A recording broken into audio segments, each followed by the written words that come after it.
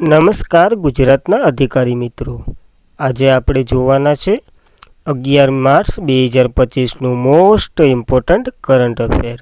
તે પહેલાં ખાસ કરીને ચેનલ ઉપર નવા હોય તો ચેનલને સબસ્ક્રાઈબ કરી લેવી, વિડીયો પસંદ આવે તો લાઈક કરવો અને તમારા મિત્રો સુધી શેર પણ કરી દેવો. તો ચલીએ આજનો ક્લાસ શરૂ કરીએ આપણે. તો ભારતે કોને હરાવીને આઈસીસી ચેમ્પિયનશિપ ટ્રોફી 2025 જીતી છે? તો આખા ગામને ખબર છે, ન્યૂઝીલેન્ડને હરાવી અને આ ટ્રોફી જીતી છે. તો ભારતે ન્યૂઝીલેન્ડને 4 વિકેટથી હરાવી અને ચેમ્પિયનશિપ ટ્રોફી ખિતાબ પોતાને નામે કર્યો. જે 2023 પછી આઈસીસી ઇવેન્ટમાં 24 મેચોમાંથી 23માં વિજેતા હતું ન્યૂઝીલેન્ડ.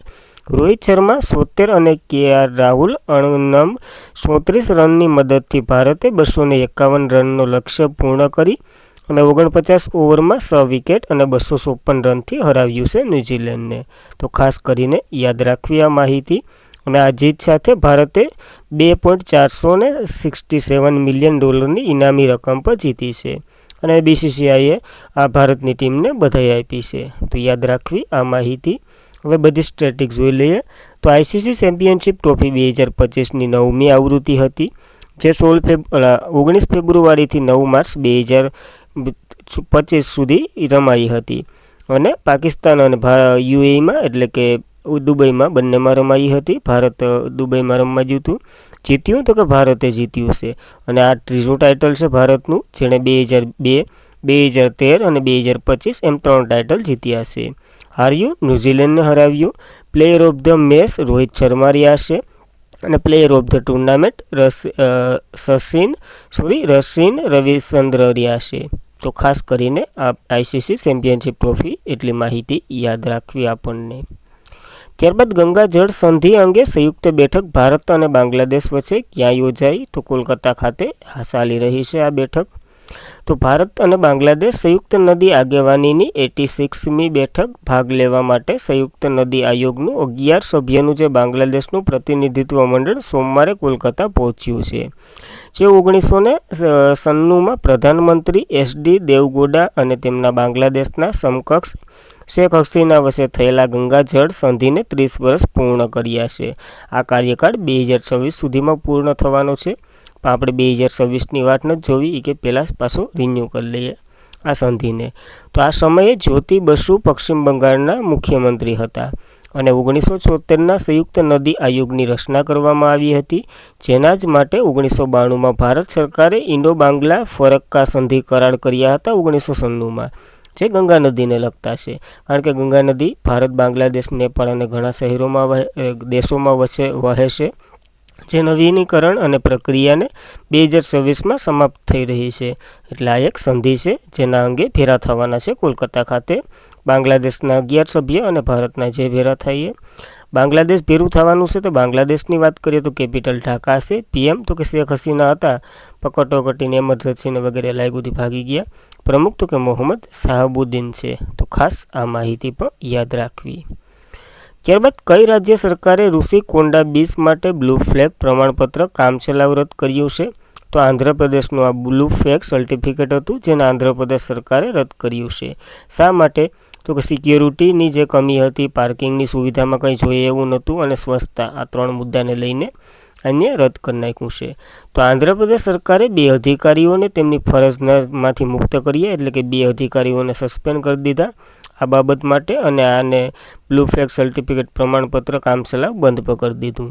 તો વિશાખાપટ્ટનમના ઋષિકોંડા બીચ બ્લુ ફ્લેગ સર્ટિફિકેટ કામચલાઉ રદ કર્યું અને રાજ્ય સરકારે તાત્કાલિક અસરથી જે જિલ્લા પ્રમાણ અધિકારીઓ અને પ્રાદેશિક નિયામક બંનેને જવાબદારીથી મુક્ત કરી દીધા, કારણ કે આ તમારું કામ નથી એમ કરીને. અને સરકાર શોધી કાઢ્યું કે આ બંને આંતરિક વિવાદો રોકાયેલા હતા, જેના કારણે પ્રવાસન પ્રમોશનના પ્રયાસોનો અવરોધ ઊભો થયો હતો અને વિભાગની બદનામી થઈ હતી. એટલા માટે આ 2 પદને રદ કરી દીધા. બ્લુ ફ્લેગ સર્ટિફિકેટની વાત કરીએ તો શા માટે મળે છે, કોના દ્વારા અપાય છે, બધી જ માહિતી જોઈએ. તો Denmark foundation four environment education દ્વારા આપવામાં આવે છે. આ વૈશ્વિક સ્તરે માન્યતા પ્રાપ્ત થાય છે, ઇકો લેબલ લાગે. જે બ્લુ ફ્લેગ કાર્યક્રમ ફ્રાન્સના 1985માં યુએસની બહાર વિસ્તારમાં 2001માં શરૂ થયો હતો. આ ફ્રાન્સમાં પ્રથમ વખત શરૂ થયો હતો અને સૌથી વધારે બ્લુ ફ્લેગ સર્ટિફિકેટ ફ્રાન્સને જ મળેલા છે. દેશની વાત કરીએ તો તે દરિયા કિનારાના જે મરીન અથવા તો ટકાઉ પ્રવાસન બોટ માટે વિશ્વની સૌથી વધુ માન્યતા પ્રાપ્ત સ્વૈચ્છિક પુરસ્કારમાંનો એક છે, જેના 4 મુખ્ય માપદંડો છે: મીઠા પાણી, દરિયાઈ વિસ્તાર, ટકાઉ વિસ્તારને પ્રોત્સાહન આપવું, પાણીની ગુણવત્તા, પર્યાવરણ વ્યવસ્થા અને પર્યાવરણ શિક્ષણ અને સલામતી વગેરેને ધ્યાનમાં લઈને આ સર્ટિફિકેટ આપવામાં આવે છે. આપણા ગુજરાતના એક દરિયા કિનારાને મળેલું છે આ સર્ટિફિકેટ. કયો દરિયા કિનારો? તમારે નામ આપવાનું છે. પેલું વહેલું તો કે ઓડિશાના જે કોણાર્કમાં આવેલું છે, ઓડિશા કોણાર્ક કિનારે આવેલું છે ચંદ્રભાગી બીચ, બંને રાજ્યની સરહદ પર છે. એને એશિયાનું પ્રથમ બીચમાંનું એક છે અને બ્લુ ફ્લેગ સર્ટિફિકેટ મળ્યું હતું. એશિયાનું પ્રથમ છે તો ભારતનું પ્રથમ તો ઓલરેડી થઈ જ જાય. આંધ્રપ્રદેશનું છે આ સરસામાં રહેલું બ્લુ ફ્લેગ. તો એની વાત કરીએ, કેપિટલ અમરાવતી છે. સીએમ તો કે એન ચંદ્રબાબુ નાયડુ છે અને ગવર્નર તો કે એસ અબ્દુલ નઝીર છે. યાદ રાખવી આ એક સર્ટિફિકેટ ઋષિકોંડા. ત્યારબાદ કયા રાજ્યએ 14,000 કરોડ રૂપિયા આઈપીઆઈ ગ્રીનહાઉસ ઇથેનોલ સુવિધા માટે કરાર પર હસ્તાક્ષર કર્યા છે? તો હિમાચલ પ્રદેશે આવા હસ્તાક્ષર કર્યા છે કંપની સાથે. તો હિમાચલ પ્રદેશ સરકારે બુધવારે સ્પ્રે એન્જિનિયરિંગ ડિવાઇસ લિમિટેડ સાથે જે સક્રિય ફાર્માસ્યુટિકલનો ઘટાડા માટે ગ્રીન હાઇડ્રોજન અને ઇથેનોલ ઉત્પાદન કરવા માટે 14,000 કરોડના ખર્ચે સુવિધાની સ્થાપના કરવા માટે આ કરાર કર્યા છે. એક સત્તાવાર નિવેદન અનુસાર સોરાલ જિલ્લામાં આવેલા આ સંકલિત ઉત્પાદનમાં 1,000 યુવકોને રોજગારી પણ મળશે. આ કરાર થયા એમાંથી. જ્યારે મુખ્યમંત્રી આપણા જે હિમાચલ પ્રદેશના સુખબીરસિંહ સુખુએ હાજરી સાથે આ કરાર થયા છે. સ્પે એન્જિનિયર ડિવાઇસ લિમિટેડ ચંદીગઢ વચ્ચે 14,000 રૂપિયાના કરાર થયા છે. ગ્રીન હાઇડ્રોજન, 2G ઇથેનોલ, પીબીએનજી ભારતીયની પ્રથમ સંકલિત ઉત્પાદન સુવિધાની સ્થાપના વગેરે આમાંથી થાય છે આ એમઓયુ અંતર્ગત. તો હિમાચલ પ્રદેશે કર્યું એની વાત કરીએ. કેપિટલ શિમલા અને ધર્મશાલા બંને છે. સીએમ તો કે સુખવીરસિંહ સુખુ છે અને ગવર્નર શિવ પ્રતાપ શુક્લા છે. યાદ રાખવા આ 14,000 કરોડનો કરાર. ત્યારબાદ એલઆઈસી વિશ્વની કેટલામી સૌથી મજબૂત વીમા બ્રાન્ડ બની છે? તો 3જી બની છે એલઆઈસી. તો એલઆઈસીની વાત કરીએ એ પહેલાં તો કે બ્રાન્ડ ફાઇનાન્સ ઇથોન્સ જે 2025ના રિપોર્ટ અનુસાર life insurance corporation of India એટલે કે એલઆઈસીને વિશ્વની સ્તરે 3જા ક્રમે સૌથી મજબૂત વીમા બ્રાન્ડ તરીકે સ્થાપવામાં આવ્યું છે. જે બ્રાન્ડ સ્પેસ ઇન્ડેક્સ સ્ટોક 100માં 88માં ક્રમે છે. ક્રમે આપવામાં આવ્યો છે એટલે કે સ્ટોકે આપવામાં આવ્યો છે સ્ટેન્ડ. જ્યારે પોલિસી સ્થિર પીજીયુ 94.4ના બીએસએ સ્ટોક સાથે રેન્કિંગ ટોચ ઉપર છે. આ ટોચ ઉપર છે એ પછી એલઆઈસી આવે. ત્યારબાદ એક ચાઇનાની છે લાઈફ ઇન્સ્યોરન્સ, તે 93.5 સાથે બીજા ક્રમે છે. તો આ ક્રમ ખાસ કરીને યાદ રાખવાનો, રેન્કિંગ અથવા તો સ્કોરનો યાદ રાખો તો એ હાલ છે. પહેલા ક્રમે પીજીયુ અને બીજા ક્રમે ચાઇનાની છે લાઈફ ઇન્સ્યોરન્સ એ અને ત્રીજા ક્રમે એલઆઈસીનો વારો આવે છે. એલઆઈસી વૈશ્વિક વિશ્વ કંપનીની બ્રાન્ડ મૂલ્યાંકનમાં 12મું સ્થાન ધરાવે છે. 2 ક્રમો આપવામાં આવ્યા, એક કંપનીનું બ્રાન્ડ અને એક તો કે એલઆઈસીનું બ્રાન્ડ. જ્યારે એસબીઆઈ 76મું સ્થાન ધરાવે છે. જેમ ટોચ 100માં વાત કરીએ તો 2 ભારતીય વીમા કંપનીઓ બનાવવા એટલે કે 2 વીમા કંપનીઓ છે ભારતની. એલઆઈસી સરસામાં છે. તો એલઆઈસીની વાત કરીએ તો ફૂલ ફોર્મ તો જોઈ જ લીધું, life insurance corporation of India એનું ફૂલ ફોર્મ થાય છે. એની રચના 1956માં થઈ હતી. હેડક્વાર્ટર મુંબઈ ખાતે છે અને અધ્યક્ષ તો કે સિદ્ધાર્થ મલ્હોત્રી છે અને વન મેન ઓફિસર એનું ઓલું છે ટેગલાઇન. તો યાદ રાખવી આ એલઆઈસીની માહિતી. ત્યારબાદ મોસ્ટ ઇમ્પોર્ટન્ટ પ્રશ્ન, અસ્ત્ર MK3 છે એ ભારતની સૌથી અદ્યતન હવાઈ પ્રહાર કરતી મિસાઇલ બની છે. હવે એને નવું નામ આપવામાં આવ્યું છે. તો નવું નામ તો કે અર્જુનનું જે બાણ હતું ને અથવા તો જે એનું ધનુષનું નામ હતું ગાંડીવ, એ નામ આપવામાં આવ્યું છે. જ્યારે પિનાક યાદ રાખવું, જે રામ ભગવાને જે શિવનું ધનુષ તોડ્યું હતું એ છે, એનું નામ પિનાક હતું. તો આ માહિતી પણ યાદ રાખવી જે કે મજાક પૂછાઈ જાય તો યાદ રાખવું. અસ્ત્ર MK3 ભારતની સૌથી અદ્યતન હવાથી હવા પ્રહાર કરતી મિસાઇલ.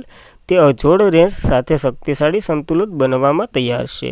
આનો સુધારો કરવામાં આવ્યો એટલે કે નવું અપડેટ કરવામાં આવ્યું અને નામ ફેરવી નાખ્યું. તો ભારતની નવીનતમ સૌથી અદ્યતન હવાઈથી હવાઈ પ્રહાર કરતી મિસાઇલ જે અસ્ત્ર MK3 હવે સત્તાવાર રીતે મહાભારતના અર્જુનના જે સુપ્રસિદ્ધ ધનુષનું નામ પરથી ગાંડીવ નામ આપવામાં આવ્યું છે. તો ખાસ કરીને નામ બદલ્યું. તો આખી મિસાઇલ યાદ રાખવી. ગાંડીવની વાત કરીએ તો 340 કિલોમીટર રેન્જ ધરાવે છે હવાઈ ક્ષમતા નોંધપાત્ર વધારો કર્યો છે. તે ચીનની ને યુએસની ને આપણે કંઈ યાદ નથી રાખવાની. ભારત સંરક્ષણ નિકાસ પર જે નાણાકીય વર્ષ 2023-24માં 21,000 કરોડ રેકોર્ડ ઊંચી સપાટી પર આને બનાવવામાં આવી હતી. આનું ઉત્પાદન તો કે ભારત ડાયનેમિક્સ લિમિટેડે કર્યું હતું. તો અસ્ત્ર સ્ત્રીનું નવું નામ તો કે ગાંડીવ રાખ્યું છે. એટલી માહિતી યાદ રાખવી. અને રેન્જ 340 છે, તો એ પણ યાદ રાખવું. ભારતીય ડિજિટલ અર્થતંત્રને વપરાશકર્તા ખર્ચમાં કયા ક્રમે રાખ્યું છે? તો 28મો ક્રમ મળ્યો છે ભારતને આમાં. તો Indian council for research on international economy research ના progressive centre for index and digital economy એક અહેવાલ બહાર પાડ્યો છે, જેમાં ભારત વિશ્વની ત્રીજી સૌથી મોટી અર્થવ્યવસ્થા છે. અર્થવ્યવસ્થા એટલે કે ભારત ડિજિટલ અર્થવ્યવસ્થા છે, અને જે અમેરિકા અને ચાઇના પછી ત્રીજી છે.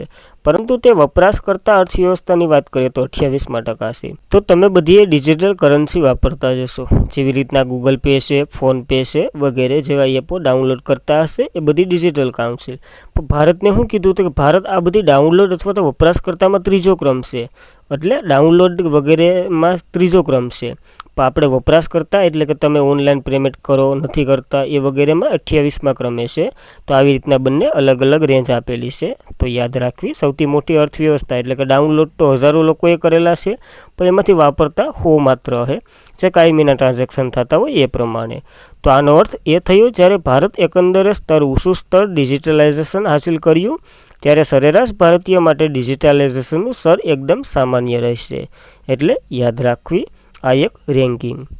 ત્યારબાદ કયા દેશને બિટકોઇન રિઝર્વ સ્થાપિત કરવા માટે એક્ઝિક્યુટિવ ઓર્ડર પર હસ્તાક્ષર કર્યા છે? તો અમેરિકાએ કર્યા છે હસ્તાક્ષર, એટલે કે યુનાઇટેડ સ્ટેટ ઓફ અમેરિકાએ. તો યુએસના પ્રમુખ ડોનાલ્ડ ટ્રમ્પે સરકાર દ્વારા સંચાલિત બિટકોઇન અનામત સ્થાપિત કરવા માટે એક એક્ઝિક્યુટિવ ઓર્ડર પર હસ્તાક્ષર કર્યા, જેના કારણે બિટકોઇન શું છે વગેરે આપણે આગળ જોઈએ. ભાવમાં નોંધપાત્ર ઘટાડો થશે, અને આ લગભગ 2 લાખ બિટકોઇનનો સમાવેશ થશે, અને મૂલ્ય ભંડાર તરીકે કાર્ય કરવામાં તેનું વેચાણ આવશે નહીં. ટૂંકમાં જે સામાન્ય લોકોના નાગરિકોને વગેરે આપે ને એના બિટકોઇનની બનાવવામાં આવે. સરકાર ટેક્સ વગેરે ઇન્કમ ટેક્સ ને વગેરે નાખશે, રેટ પાડશે, એના બિટકોઇન બનાવવામાં આવે છે. હવે બિટકોઇન જોઈએ એ પહેલાં તો કે ક્રિપ્ટો કરન્સી જોઈ લઈએ. હવે ક્રિપ્ટો કરન્સી એટલે તો કે ડિજિટલ કરન્સી, વર્ચ્યુઅલ કરન્સી, જે ગૂગલ પે ને ફોન પે ને છે, એ બધી ડિજિટલ કરન્સીસ થાય છે. એના જ અંતર્ગત આવે છે સૌથી ટોપ ઉપરની તો કે બિટકોઇન રિઝર્વ અથવા તો બિટકોઇન આવે છે. હવે બિટકોઇન છે, હવે બિટકોઇન રિઝર્વ યુએસ બનાવશે, અને એમાં તો કે બિટકોઇન રાખવામાં આવશે, ટૂંકમાં સિક્કા, એ પણ ઓનલાઈન માધ્યમે. યાદ રાખવી એટલી માહિતી આઈ થિંક સમજાઈ ગયો છે. યુએસની વાત કરીએ, United state of America, capital Washington DC છે. રાષ્ટ્રપતિ તો કે ડોનાલ્ડ ટ્રમ્પ છે, 47મા નંબરના રિપબ્લિક પાર્ટીના. વાઇસ પ્રેસિડેન્ટ જેમ ડેવિડ વેન્સ છે. યાદ રાખવી એટલી માહિતી અમેરિકા વિશે. ત્યારબાદ બેંગ્લોર સિટી યુનિવર્સિટીનું નામ બદલી અને શું રાખવામાં આવ્યું છે? તો મનમોહનસિંહ યુનિવર્સિટી એવું નામ રાખવામાં આવ્યું છે, મનમોહનસિંહના નામ ઉપર. તો કર્ણાટકના નાયબ મુખ્યમંત્રી ડીકે શિવકુમારે ભૂતપૂર્વ વડાપ્રધાન મનમોહનસિંહના યોગદાનના મહત્વ પર ભાર મૂકી, ખાસ કરીને ગ્રામીણ રોજગારમાં, જે કારણે કર્ણાટક બેંગ્લોર સિટી યુનિવર્સિટીનું નામ બદલી એના નામ પર રાખવામાં આવ્યું છે. અને આ નામકરણનો હેતુ જે મનમોહનસિંહના વારસાને માન આપશે અને વધુ સંસ્થા પર તેમનું અનુકૂળ કરવાની શક્યતા ધરાવશે. તો આ બેંગ્લોર યુનિવર્સિટીનું નામ બદલી અને મનમોહનસિંહના નામ ઉપર રાખ્યું. મનમોહનસિંહની વાત કરીએ તો 24 ડિસેમ્બર 2024ના રોજ તેમનું અવસાન થયું હતું. ભારતના તો કે 14મા નંબરના વડાપ્રધાન હતા, જેને પદ્મભૂષણ 1987માં મળ્યો હતો. આરબીઆઈના 15મા નંબરના ગવર્નર પર રહી ચૂક્યા છે. તો આવા પદો યાદ રાખવા મનમોહનસિંહ વિશે. અને આવું જ એક કર્યું છે આસામ સરકારે, જેનો ક્વેશ્ચન અલગથી બનાવવાનો કંઈ મતલબ નહોતો, કારણ કે લીટીમાં જ છે. તો આસામ સરકારે જાગીર રોડમાં બનાવવામાં આવેલ ઇલેક્ટ્રિસિટીનું નામ રતન ટાટાના નામ પર રાખ્યું છે. તો આ માહિતી પર એની સાથે યાદ રાખવી. ઇલેક્ટ્રિસિટીનું નામ બદલી રતન ટાટાના નામ ઉપર રાખ્યું, રતન ટાટા. યાદ રાખવા. આનું હમણાં અવસાન થયું છે. તો ત્યારબાદ કયા રાજ્યના એર્નાકુલમમાં ગો સમૃદ્ધિ પશુ વીમા યોજના શરૂ કરવામાં આવી છે? તો કેરળના એર્નાકુલમમાં શરૂ કરવામાં આવી છે આ યોજના. તો રાષ્ટ્રીય પશુ મિશન હેઠળ કેન્દ્ર અને રાજ્ય સરકાર વચ્ચે સંયુક્ત સાહસ ડેરી ખેડૂત અને તેમની સંભાળ હેઠળના પશુઓ માટે ગો સમૃદ્ધિ વીમા યોજના શરૂ કરવામાં આવી છે. હવે વીમા યોજના છે એટલે તમને ખબર હશે, ગાયું ભેંસું વગેરે જો દૂધ દોવા દેતી હોય વગેરે ઉપર એક પોલિસી લાયક છે. એના ક્રાઇટેરિયા આપણે જાણવાની કંઈ જરૂર નથી. અને આ વીમા યોજના ગાયો ભેંસો સહિત ડેરીના ખેડૂતો તેમજ પશુ મૃત્યુ, દૂધ ઉત્પાદનમાં ઘટાડો જેવી જોખમોને કવરેજ કરવામાં કામ લાગશે. તો દૂધ ઓછું થઈ જાય અથવા તો દૂધમાં ઘટાડો થાય, પશુનું મૃત્યુ થાય અથવા તો દૂધ ઉત્પાદનમાં ઘટાડો વધારો થાય તો આ વીમો કામ લાગશે. એવી રીતના કંઈક આના ક્રાઇટેરિયા છે. એક અખબારી યાદી અનુસાર સામાન્ય અને અનુસૂચિત જાતિ, અનુસૂચિત જનજાતિ બંને શ્રેણીના ખેડૂતો આનો લાભ લઈ શકશે. તો યાદ રાખવું, કેરળમાં શરૂ થયું તો કેરળની વાત કરી લઈએ. કેપિટલ તિરુવનંતપુરમ, સીએમ તો કે પિનારાઈ વિજયન છે અને સરકાર તો કે રાજેન્દ્ર વિશ્વનાથ અર્લેકરની છે, એટલે કે ત્યાંના ગવર્નર છે. યાદ રાખવી આ માહિતી પણ. અને આજના માટે એટલું જ હતું. ખાસ કરીને મિત્રો, વિડીયો પસંદ આવે લાઇક કરવો, તમારા મિત્રોને શેર કરવો અને ચેનલ પર પ્રથમ વખત હોય તો સબસ્ક્રાઇબ પણ કરવી. ન સમજાય તો અમને જણાવવું અને સમજાય તો આખા ગામને જણાવવું. Thank you for watching this video. જય હિન્દ, જય ભારત.